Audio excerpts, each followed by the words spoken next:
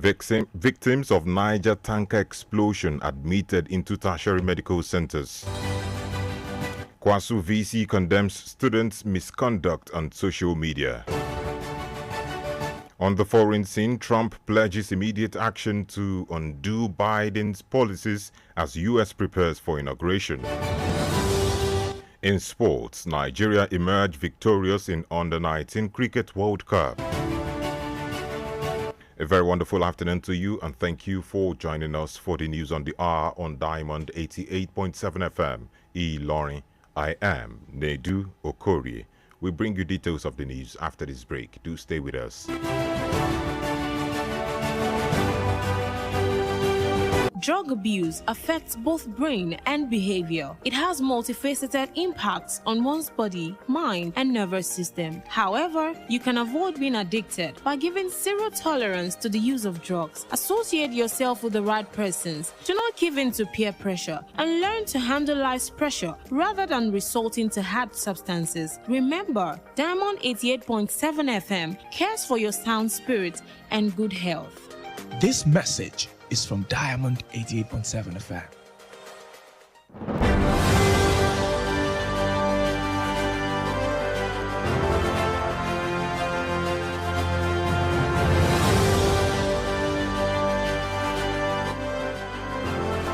You're welcome back from that short break. Please do note that you can listen to us via our website, www.diamondfm.net.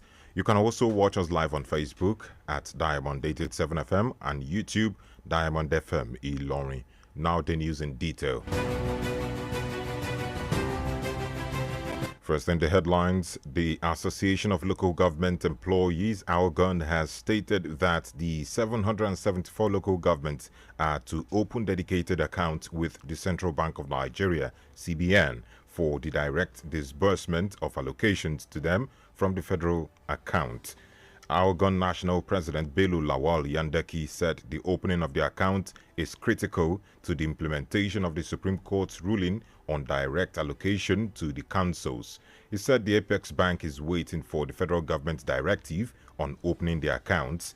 According to an inside source, the Nigerian Financial Intelligence Unit (NFIU) is to monitor the utilization of the funds by the chairman in conformity with the principles of transparency, accountability, and good governance. According to the source, the federal government also constituted a team of anti-corruption agents drawn from the Independent Corrupt Practices and Other Related Offences Commission (ICPC) and the Economic and Financial Crimes Commission (EFCC) to prosecute council chairmen and other officials who indulge in corrupt practices.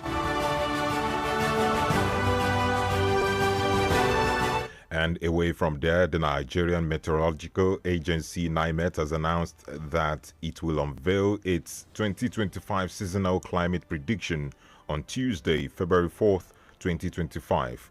The presentation, which will provide critical climate-related forecast for the year, is themed "The Role of Early Warnings Towards a Climate-Resilient Aviation Industry for Sustainable Socioeconomic Development." A statement today by the agency noted that in line with its mandate to advise the government and public on weather, climate, and water-related matters, NIMET annually predicts and publishes climate patterns, including rainfall and temperature, in the first quarter of each year. Speaking about the upcoming event, NIMET Director General and Chief Executive Officer Professor Charles Anosike explained the significance of the seasonal climate prediction document, adding that the socio-economic implications of the expected rainfall and temperature patterns for some sectors of the economy are also presented in the publication. And moving over to security matters, the Defense Headquarters has today disclosed that troops of Operation Fansanyama killed the son to terrorist kingpin Bello Tuji and many of his fighters during clearance operations. The operations that were conducted on January 17 along Shinkafi, Kagara, Fakai, Moriki, Meiwa, and Chindo axis also led to the destructions of the terrorist logistics base. A statement by the outgoing Director of Media Operations, Major General Edward Buba, said Turiji's son was killed at Fakai High Ground, where the terrorists were hiding. He, however, declared Turji a coward for abandoning his son and fighters during the operation. Meanwhile, in a separate operation, Major General Buba said troops neutralized 3 terrorists and arrested 3 suspected collaborators at a camp belonging to another terrorist kingpin, Idi Malam, in the Zango Kagara forest. Buba also added that several kidnapped victims captured by Turji were rescued during the operation.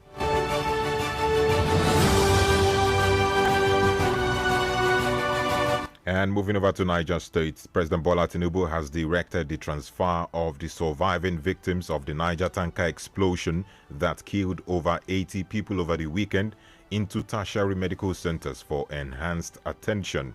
In a statement today, Rabiu Ibrahim, the Special Assistant on Media to the Minister of Information and National Orientation, Mohammed Idris, stated that 20 patients have been admitted to Gwagwalada Specialist Hospital in Abuja. Similarly, 2 additional patients have been transferred to the Federal Medical Center, Jabi, Abuja.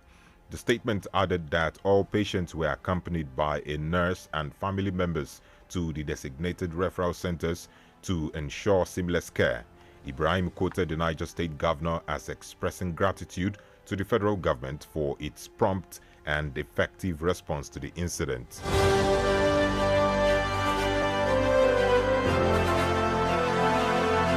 And moving over to religious matters, the National Hajj Commission of Nigeria, NACON, has announced that Nigerians intending to perform the Hajj pilgrimage to Saudi Arabia in 2025 will be required to pay between 8.3 million naira and 8.7 million naira for fares, depending on their region. According to a statement today by NACON's Assistant Director, Information and Publication Fatima Usara, intending pilgrims from southern states will pay 8.7 million naira, while those from Borno and Adamawa Zone will pay 8.3 million naira. The executive chairman of NACON, Professor Abdullahi Usman, described the Hajj fair as the result of thorough collaboration with relevant stakeholders. Usman also mentioned that intending pilgrims from the northern zone would be required to pay 8.4 million naira for the 2025 Hajj pilgrimage to the Kingdom of Saudi Arabia. He expressed gratitude for the support received from the presidency and other stakeholders.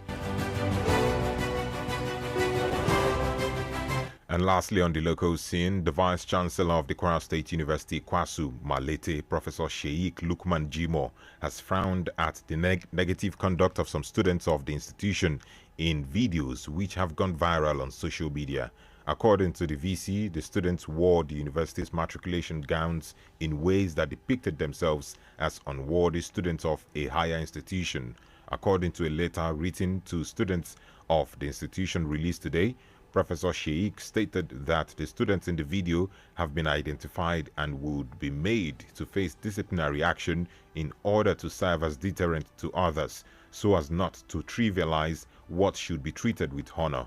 Asserting the need to protect the name and integrity of Kwara State University, Professor Sheikh described the videos as a disservice to all the hard work the management have been putting in to groom the students. And the news is reaching you from Diamond 88.7 FM Ilorin. We now go on a break, and when we come back, Trump pledges immediate action to undo Biden's policies as U.S. prepares for inauguration. We'll be right back. Please stay tuned.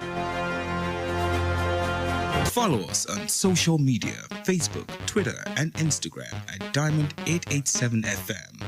Diamond FM, shining supreme.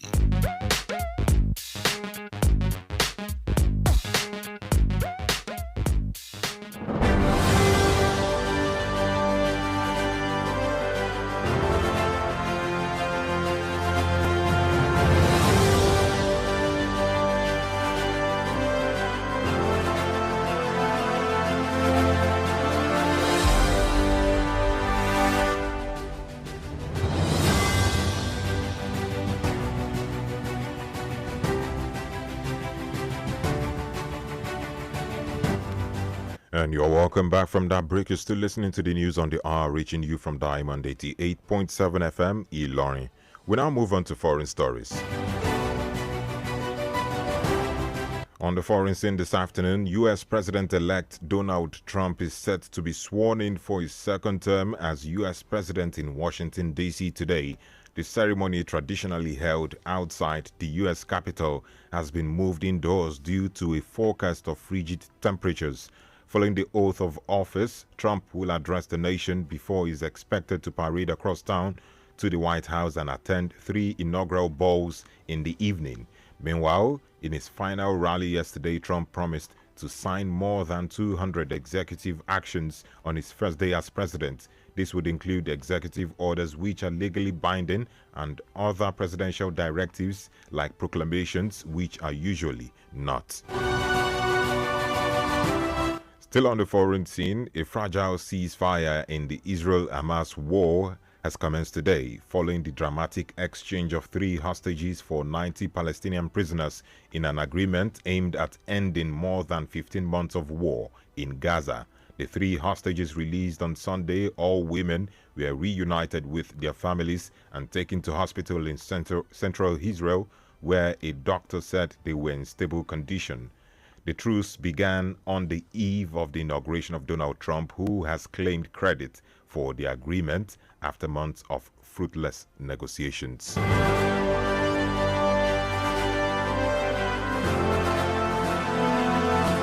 And that's it on the foreign scene. Up next is sports news. Diamond FM Sports News.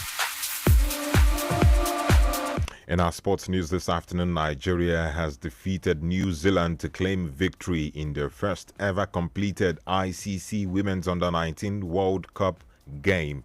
Making their ICC Women's Under-19 World Cup debut, the Nigerians were left to wait for an opportunity after their Group C opener with Samoa on Saturday was abandoned due to the rain.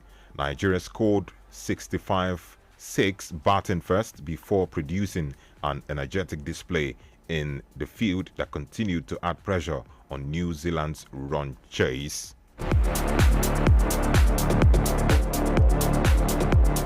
A very wonderful congratulations to Nigeria for emerging victorious at the International Cricket Cup Women's Under-19 World Cup. And still in sports, Nigeria forward Paul Onuachu has reflected on Southampton's latest defeat to Nottingham Forest. The Saints fell to a 3-2 defeat against Nottingham Forest at the City Ground on Sunday.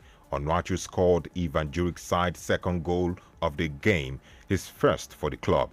He, however, disclosed on the club's website that he followed the manager's instruction of fighting to keep the ball. Onuachu subsequently dedicated his first Southampton goal to the club's fans.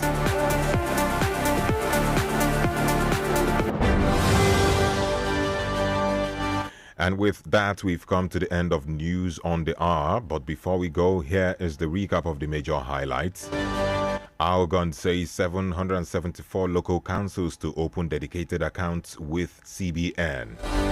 NIMET to unveil 2025 seasonal climate prediction on February 4. Victims of Niger tanker explosion admitted into tertiary medical centers. Kwasu VC condemns students' misconduct on social media. On the foreign scene, we told you that Trump pledges immediate action to undo Biden's policies as U.S. prepares for inauguration. In sports, Nigeria emerged victorious in Under-19 Cricket World Cup. Did you know that on this day in 1936, Britain's King George V died after his physician injected him with morphine and cocaine to hasten his death? The king was succeeded by his eldest son, Edward VIII, who abdicated the throne 11 months later to marry American divorcee Wallis Simpson. Now you know.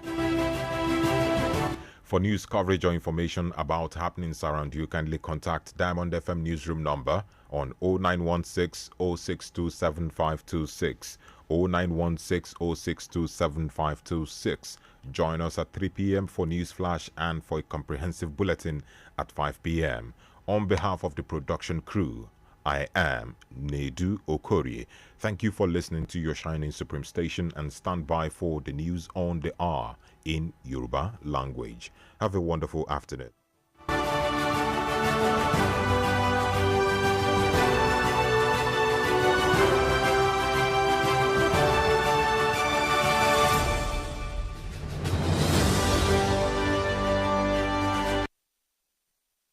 boy, Bajaj Boxer get better wolf this January. Hey, not be to you fit get her for only 1,225,000 naira. Hey, this one na better. Yes, so sharply visit the dealer when near you pass to enjoy am. Offer dey available while stock last.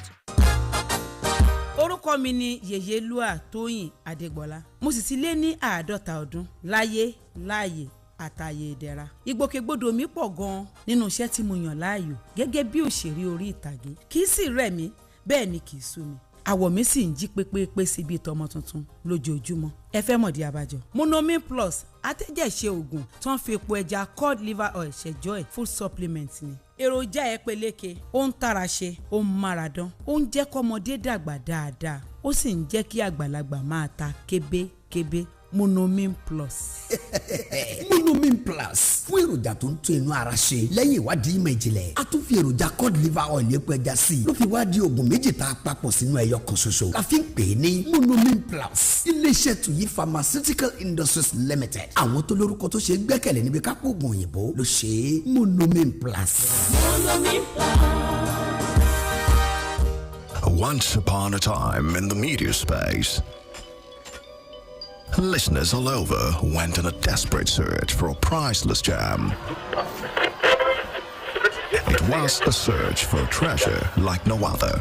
But the farther they dug, the more difficult the task was, until they found diamond. Host of the Wednesday edition of the Diamond Breakfast Show.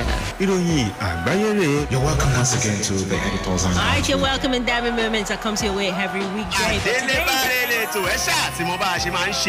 There it was, Diamond 88.7 FM, a rare and valuable radio frequency.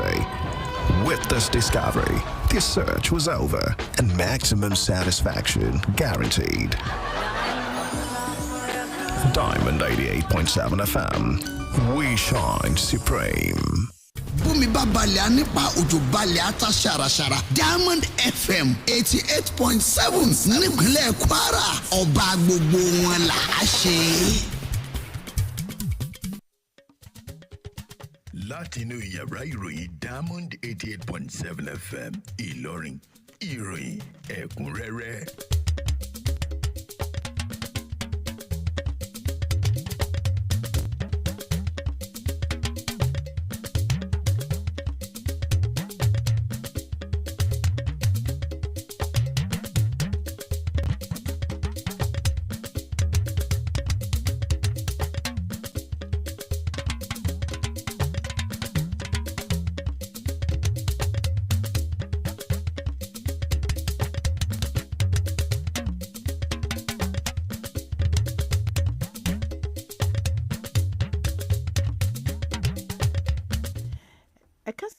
Èyí ni àwọn kókó inú ìròyìn.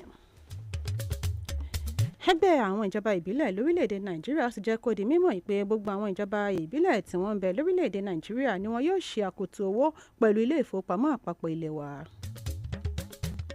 Àjọ tó ń rí sí ìwòsàn ojú ọjọ́ ti jẹ́ kó di mímọ̀ wípé àwọn yóò máa sọ ìwòsàn ojú ọjọ́ fọdún 2025 tó bá di ọjọ́ Ìṣẹ́gun tí ń ṣe ọjọ́ 4 nínú oṣù kejì. Wọ́n ti ní pé kí wọ́n kó àwọn tí wọ́n farapa níbi ìṣẹ̀lẹ̀ ọkọ̀ epo tí ó gbaná jẹ lọ sí àwọn ilé ìwòsàn olùkọ́ni fún ìtọ́jú tó péye.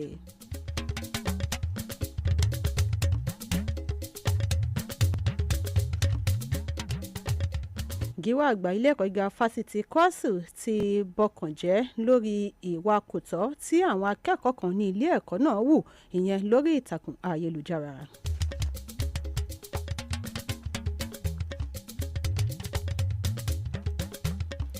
Lẹ́ka tí ilẹ̀ òkèrè wọn yóò máa ṣe ètò ìbúra wọlé fún ààrẹ tí wọ́n dìbò yàn lórílẹ̀‐èdè Amẹ́ríkà.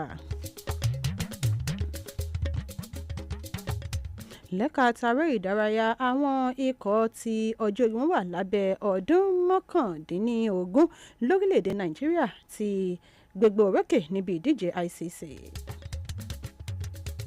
Ẹ̀ka sàn ṣe ń tọ́ darapọ̀ mọ́ wa nínú ìròyìn ẹ̀kọ́rẹ́ láti iléeṣẹ́ wa Diamond 88.7 FM Ìlọrin. Ìròyìn ọ̀hún lẹ́kọ̀ọ́rẹ́ yóò máa tẹ̀síwájú lẹ́yìn ìdánudúró ráńpẹ́.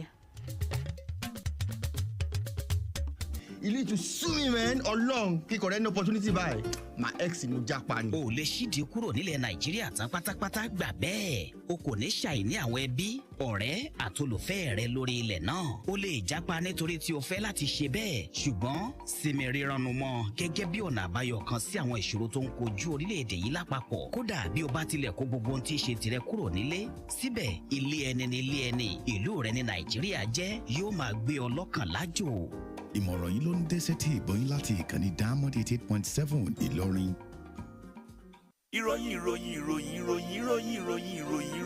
ìròyìn ẹ̀kúnrẹ́rẹ́ láti ilé iṣẹ́ Diamond FM.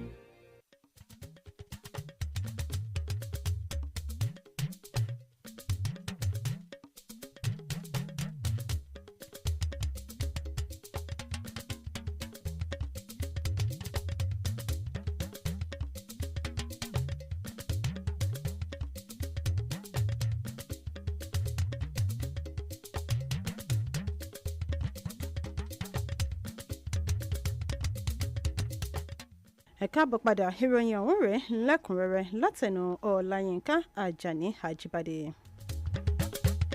ẹgbẹ́ àwọn ìjọba ìbílẹ̀ tamusi algon ti jẹ́ kó di mímọ̀ wípé àwọn ìjọba ìbílẹ̀ gbogbo lórílẹ̀‐èdè Nàìjíríà yóò ṣí akoto owó sí abẹ́ ilé ìfowópamọ́ àpapọ̀ ilé wa fún gbígba àwọn owó ìpín olóṣooṣù láti inú akoto owó ìjọba àpapọ̀. ààrẹ ẹgbẹ́ àwọn ìjọba ìbílẹ̀ Bello Lawal Yandake ní wípé èyí ṣe kókó látàrí àṣẹ ilé ẹjọ́ tó ga jùlọ lórí fífún àwọn ìjọba ìbílẹ̀ ní ìyọ̀ǹda láti máa ṣètò ìṣúná wọn fúnra wọn. ó fi kún wípé ilé ìfowópamọ́ àpapọ̀ ilé wa ń dúró de àṣẹ látọ̀dọ̀ ìjọba àpapọ̀ fún ṣíṣí àkótó owó yìí. ó tẹ̀síwájú wípé wọ́n ti fún àjọ tó ń rí sí ìfòmífilẹ̀ lẹ́ka ètò ìṣúná tá a mọ̀ sí NFIU ní agbára láti máa ṣe àmójútó bí àwọn alága ìjọba ìbílẹ̀ yìí yóò ṣe máa ṣe àmúlò owó ìpín olóṣooṣù wọn. àjọ tó ń rí sí wíwo sàkún ojú ọjọ́ tá a mọ̀ sí NIMET ti kéde wípé àwọn yóò kéde ìwò sàkún ojú ọjọ́ fún ti ọdún 2025 yìí ní ọjọ́ ìṣẹ́gun ọjọ́ 4 oṣù kejì ọdún yìí.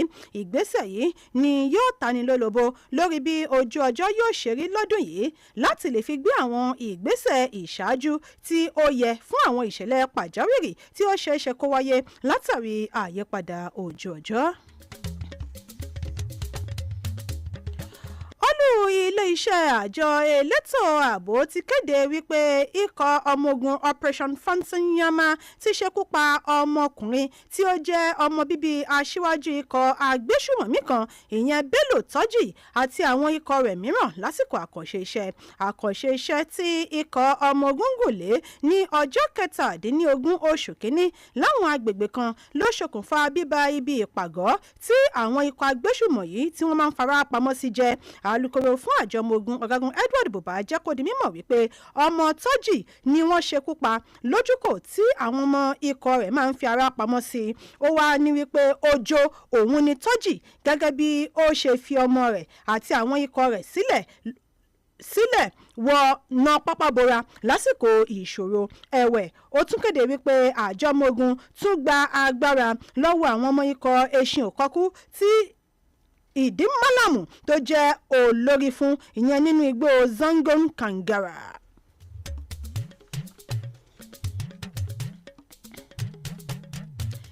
ààrẹ Bọ́lá Ahmed Tinubu ti pàṣẹ wípé kí wọ́n darí àwọn tí orí kó yọ níbi ìṣẹ̀lẹ̀ ọkọ̀ epo tó gbaná jẹ ṣekú pa 100 ènìyàn lópin ọ̀sẹ̀ yìí lọ sí àwọn ilé ìwòsàn olùkọ́ni fún ìtọ́jú tó péye. àtẹ̀jáde látọwọ́ Rabiu Ibrahim tí ó jẹ́ olùrànlọ́wọ́ pàtàkì lẹ́ka ètò ìròyìn sí mínísítà fọ́rọ̀ tó ń lọ Mohammed Idris kéde wípé 20 nínú àwọn ènìyàn wọ̀nyí ni wọ́n ti kó lọ sí ilé ìwòsàn akọ́ṣẹ́mọṣẹ́ ti Gwagwalada nílùú Àbújá tí ó fi mọ́ àwọn mìíràn lọ sí ilé ìwòsàn ìjọba àpapọ̀ tó wà ní Jábì nílùú Àbújá bákan náà.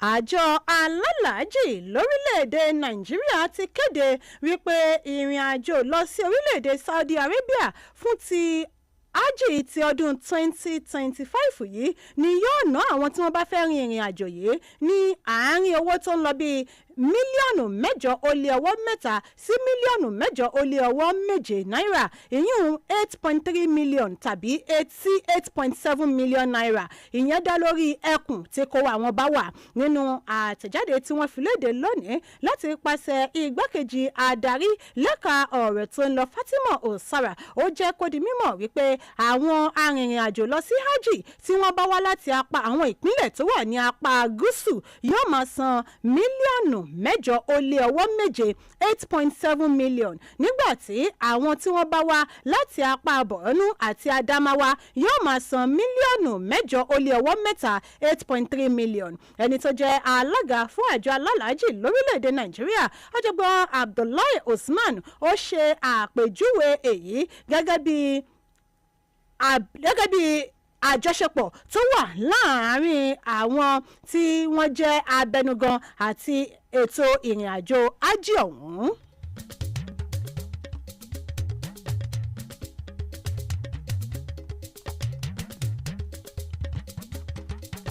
gíwá àgbà ilé ẹ̀kọ́ gíga fásitì ti ìpínlẹ̀ Kwara Kwasu tó ń bẹ ní Mọ̀lété, ọ̀jọ̀gbọ́n Lukman Jimoh ti jẹ́ kó di mímọ̀ wípé ìwà ìdójútì eléyìí tí àwọn akẹ́kọ̀ọ́ kan ní ilé ẹ̀kọ́ ọ̀hún tí wọ́n wù nínú fọ́nrán kan tó ń lọ kiri ká lórí ìtàkùn ayélujára ó jẹ́ eléyìí tí ó bunikùn. gẹ́gẹ́ bí gíwá àgbà ilé ẹ̀kọ́ gíga fásitì ọ̀hún ti ṣe fi léde wípé ọ̀nà tí àwọn akẹ́kọ̀ọ́ ọ̀hún gbà wọ aṣọ tí ó jẹ́ aṣọ matriculation gown wọn, ìyẹn ó jẹ́ ọ̀nà tí ó bunikù tó sì fi hàn wípé àwọn akẹ́kọ̀ọ́ ọ̀hún wọn ò yẹ lẹ́ni tó ń bẹ nílé ẹ̀kọ́ gíga fásitì. ó tẹ̀ síwájú nínú ọ̀rọ̀ rẹ̀ eléyìí tí ó fi léde lónìí wípé àwọn akẹ́kọ̀ọ́ ọ̀hún òun ni àwọn ti dá ojú wọn mọ̀ látinú ẹ̀rọ fọ́nrán tó ń lọ kákàkiri orí ìtàkùn ayélujára ọ̀hún tí àwọn yóò sì gbé ìgbésẹ̀ eléyìí tí ó tọ́ àti tí ó yẹ lórí àwọn akẹ́kọ̀ọ́ náà. ìròyìn ẹ̀kúnrẹ́rẹ́ tí ń tẹ́tí gbọ́ láti ilé-iṣẹ́ wa Diamond 88.7 FM Ìlọrin. ìròyìn lẹ́ka ti ilẹ̀ òkèrè àti ti aré ìdárayá lámàmú wá sí etí ìgbọ́yín lẹ́yìn ìdánudúró ráńpẹ́. à ń padà bọ̀, ẹ má gbé kúrò ń bẹ̀ o.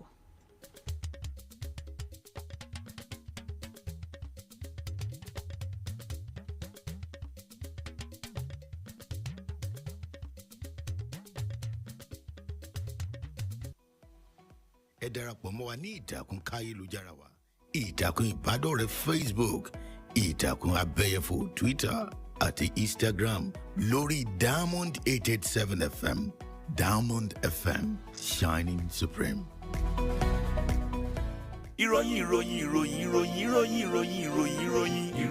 ẹ̀kúnrẹ́rẹ́ láti ilé-iṣẹ́ Diamond FM. ẹ káàbọ̀ padà. ìròyìn ẹ̀kúnrẹ́rẹ́ ń tẹ̀síwájú láti iléeṣẹ́ wa Diamond 88.7 FM Ìlọrin. ìròyìn láti ilẹ̀ òkèèrè. ààrẹ tí wọ́n dìbò yàn lórílẹ̀‐èdè Amẹ́ríkà Donald Trump ti ní wọn yóò ṣe ìbúra wọlé fún sáà ẹlẹ́ẹ̀kejì ní Washington DC lónìí. lẹ́yìn èyí ni Trump yóò máa bá àwọn ènìyàn orílẹ̀‐èdè rẹ̀ ní gbólóhùn lórí àwọn ojúṣe àti ìgbésẹ̀ rẹ̀. lẹ́ka eré ìdárayá, orílẹ̀-èdè Nàìjíríà fẹ̀yìn orílẹ̀-èdè New Zealand gbolẹ̀ níbi ìdíje ICC ti àwọn obìnrin tí ọjọ́ orí wọn ń bẹ lábẹ́ ọdún 19. ìgbà àkọ́kọ́ rèé tí orílẹ̀-èdè Nàìjíríà yóò máa kópa níbi ìdíje ọ̀hún.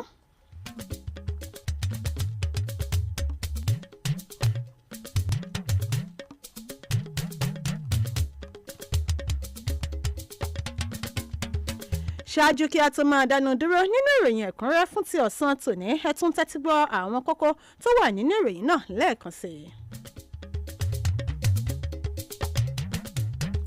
ẹgbẹ́ àwọn ìjọba ìbílẹ̀ ti jẹ́ kó di mímọ̀ wípé gbogbo àwọn ìjọba ìbílẹ̀ tó ń bẹ lórílẹ̀‐èdè Nàìjíríà yóò máa ṣe àkótó owó sí abẹ́ ilé ìfowópamọ́ àpapọ̀ orílẹ̀‐èdè Nàìjíríà. àjọ tó ń rí sí wòsàkú ojú ọjọ́ ti kéde wípé àwọn yóò kéde bí ojú ọjọ́ yóò ṣe rí fún ti ọdún 2025 yìí tó bá di ọjọ́ 4 oṣù kejì ọdún tá a wà nínú èyí. ààrẹ bọ́lá ahmed tinubu ti pàṣẹ wípé kí wọ́n kó àwọn tí orí kó yọ níbi ìṣẹ̀lẹ̀ ọkọ̀ táǹkà tó gbaná jẹ lọ sí àwọn ilé ìwòsàn olùkọ́ni fún ìtọ́jú tó péye. bákan náà la fi tó yín létí wípé gíwá àgbà ilé ẹ̀kọ́ gíga fásitì kọ́sù ti banújẹ́ lórí ìwà àìlójútì eléyìí tí àwọn akẹ́kọ̀ọ́ kan ní ilé ẹ̀kọ́ ọ̀hún hù lórí ìtàkùn ayélujára. lẹ́ka ti ilẹ̀ òkèrè òní ni wọn yóò ṣe ìbúra wọlé fún Trump tí yóò sì máa sọ àwọn ohun tí ó ní fún àwọn ènìyàn orílẹ̀-èdè rẹ̀ lórílẹ̀-èdè Amẹ́ríkà. lẹ́kàárọ̀ ìdárayá àjẹkọ̀dì mímọ̀ wípé orílẹ̀-èdè Nàìjíríà ni wọ́n fi ẹ̀yìn orílẹ̀-èdè New Zealand gbolẹ̀ ìyẹn níbi ìdíje ICC.